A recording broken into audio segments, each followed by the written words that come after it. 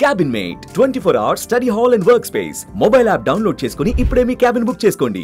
అందరికీ నమస్కారం అండి.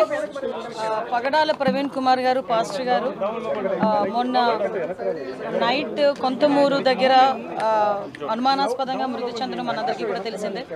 విషయం ఏంటంటే ప్రవీణ్ గారి మరణం అన్నది చాలా బాధాకరమైన ఇష్యూ. అనుమానాస్పదంగా మృతి చెందారు అని చెప్పి పోలీసులు కూడా కేసు ఫైల్ చేయడం జరిగింది. ఆ నెక్స్ట్ డే మార్నింగ్ కొంతమంది చూసి ఇలా చనిపోయారని చెప్పగానే పోలీసులు ఇన్వెస్టిగేషన్కి వెంటనే వచ్చి ఇమీడియట్గా బాడీని కూడా అక్కడ నుంచి తీసి ఇన్వెస్టిగేషన్ చేయడం మొదలుపెట్టారు. అందరూ కూడా వాళ్ళ కుటుంబ సభ్యులు ఎవరైతే ఉన్నారో వాళ్ళందరూ కూడా వాళ్ళ అనుమానాస్పదంగా ఆ మృతిని వాళ్ళు భావించిన తర్వాత వాళ్ళ అనుమానాస్పదంగా మృతి అని చెప్పేసి పెట్టడం జరిగింది. ఇమీడియట్గా నేను కూడా ఎస్పీ గారితో మాట్లాడాను, డీజీపీ గారితో మాట్లాడడం జరిగింది. గౌరవ ముఖ్యమంత్రి గారు కూడా దీని మీద ఇమీడియట్గా ఎంక్వైరీ వేసి నిజానిజాలు తేల్చమని చెప్పేసి అందరికీ కూడా ఆర్డర్స్ కూడా పాస్ చేయడం జరిగింది. ఎక్కడ కూడా ఎటువంటి ఇబ్బంది లేకుండా పారదర్శకంగా దర్యాప్తు కొనసాగిస్తున్నాం. ఆల్రెడీ పోస్ట్ మార్టం కూడా ఈరోజు రాజమండ్రి అక్కడ జరుగుతుంది, రాజమండ్రిలో జరుగుతుంది పోస్ట్ మార్టం కూడా. సో ఎవరు కూడా దీని మీద ఎటువంటి అపోహలు పెట్టుకోవద్దు. డెఫినెట్గా ఏదైతే వాళ్ళు కోరారో క్రైస్తవ సంఘాలన్నీ కూడా చాలామంది వచ్చి అక్కడ డిమాండ్ కూడా చేశారు. డెఫినెట్గా అన్ని కోణాల నుంచి కూడా దాన్ని మేము యాక్సిడెంట్గానే పరిగణించట్లేదు.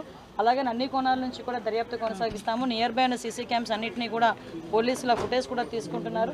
అదేవిధంగా టవర్ డంప్ని తీసుకుంటారు, సీడియాస్ ఆ నియర్ బై ఉన్న సీడియాస్ అవన్నీ కూడా తీసుకుంటున్నారు. అన్ని కోణాల్లోని కూడా ఎంక్వైరీ చేస్తున్నాం. ఒక టీంను కూడా దీనికి డిప్లాయ్ చేయడం జరిగింది. దీని మీద దయచేసి నేను ఏం చెప్తున్నానంటే ఇది మతపరమైన ఇష్యూ. దీని మేము చేసే పని డెఫినెట్గా చాలా ట్రాన్స్పరెంట్గా చేస్తున్నాం. దీని మీద ఎటువంటి అపోహలు పెట్టుకోవద్దని మనస్ఫూర్తిగా నేను తెలియజేస్తున్నానండి. దీని మీద ఎటువంటి రాజకీయాలు కూడా దీని మీద పని చేయకూడదని నేను కోరుకుంటున్నాను. ఎందుకంటే ఇది ఒక పాస్టర్ గారి తాలూకా మృతికి సంబంధించిన ఇష్యూ. దీన్ని మేము చాలా క్లారిటీగా క్లియర్గా దీన్ని ఎంక్వైరీ చేయడానికి కూడా మేము సిద్ధపడ్డాం. ఒక కమిటీని కూడా మేము ఫామ్ చేయడం జరిగింది. ఇమీడియట్గా అది ఏ రకంగా చనిపోయారు అన్నది కూడా ఈ నిజానిజాలు కూడా అతి త్వరలోనే మీ అందరి ముందుకు పోలీస్ కమిటీ ఏర్పాటు చేసుకున్నాం. డిఎస్పీ లెవెల్ ఆఫీసర్ ఈరోజు దాన్ని ఎంక్వైరీ చేస్తున్నారండి. కొవ్వూరు డిఎస్పీ గారు దీనికి ఎంక్వైరీ ఆఫీసర్ కింద కూడా ఎస్పీ గారు నియమించడం జరిగింది. అది నిన్ననే నియమించడం జరిగింది. దీని మీద అన్ని విషయాలు కూడా నేను డిఎస్పీ గారితో కూడా మాట్లాడాను. ఎవరైతే ఎంక్వైరీ ఆఫీసర్ ఉన్నారో ఆ ఎంక్వైరీ ఆఫీసర్ గారితో కూడా నేను మాట్లాడడం జరిగింది.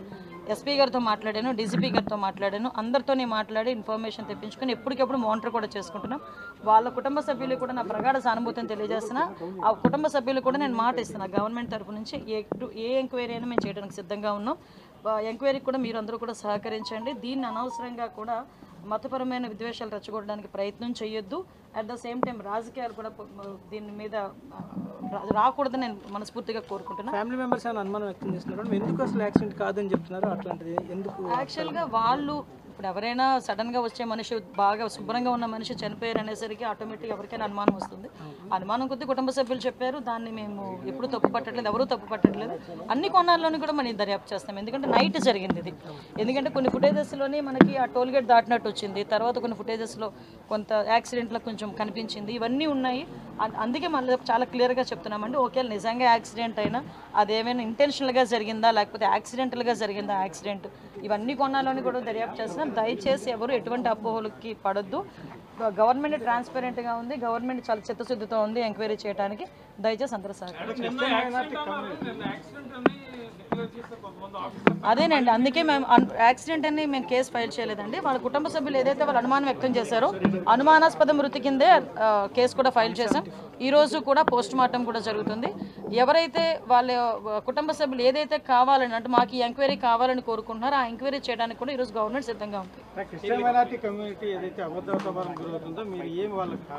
అభద్రతా భావం గురవడానికి ఎటువంటి స్కోప్ లేదండి. ఎందుకంటే నేను చెప్తున్నాను ఈరోజు అన్ని వర్గాల వారిని, అన్ని కులాల వారిని, అన్ని మతాల వారిని కూడా సమానంగా చూసే గవర్నమెంట్ ఎన్డీఏ గవర్నమెంట్. ఎవరికి అన్యాయం జరిగినా కూడా ఇమీడియట్గా స్పందించే గుణం కలిగిన వ్యక్తి గౌరవ సీఎం గారు. సో అక్కడ ఎటువంటి అభద్రతా భావం అసలు అవసరం లేదని నేను చెప్తున్నానండి. ఎటువంటి ఏదైనా ఇష్యూ ఉన్నా కూడా డైరెక్ట్గా నాతో మాట్లాడే చనువు కూడా ఉంది వాళ్ళందరికీ కూడా.